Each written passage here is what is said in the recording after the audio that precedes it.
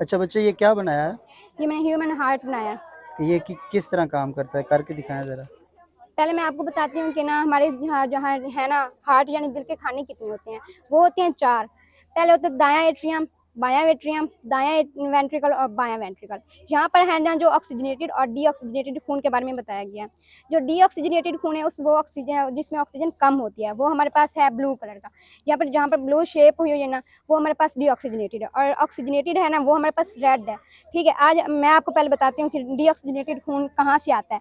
ये हमारे पास पहले आता है सीनियर वेना कैवा। ये हमारे सर बॉडी सारे वो जो सर होता है और शोल्डर वगैरह और बाजू वगैरह से वो डीऑक्सीजनेटेड खून को वसूल करता है। और जब ये भर जाता है ना खून से तो फिर वो ये ना देखिए मैं आपको बताती हूँ। ये फिर आ जाएगा, ठहरे, ये अब आ जाएगा हमारे पास यहाँ पर।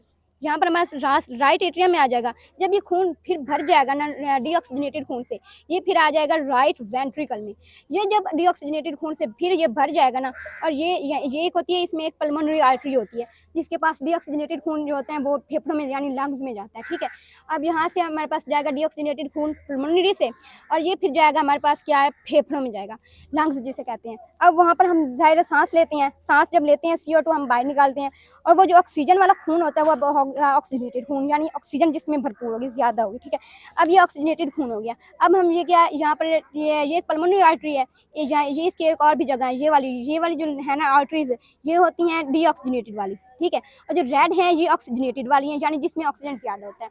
अब मैं आपको दिखाती हूँ कि ये ऑक्सीजनेटेड खून कहाँ जाएगा। पहले ये जाएगा लेफ्ट एट्रियम में, ये यानी इस आर्टरा से पहले ये जाएगा लेफ्ट एट्रियम में। जब ये खून ऑक्सीजनेटेड खून से भर जाएगा तो ये हमारे पास चले जाएगा लेफ्ट वेंट्रिकल में।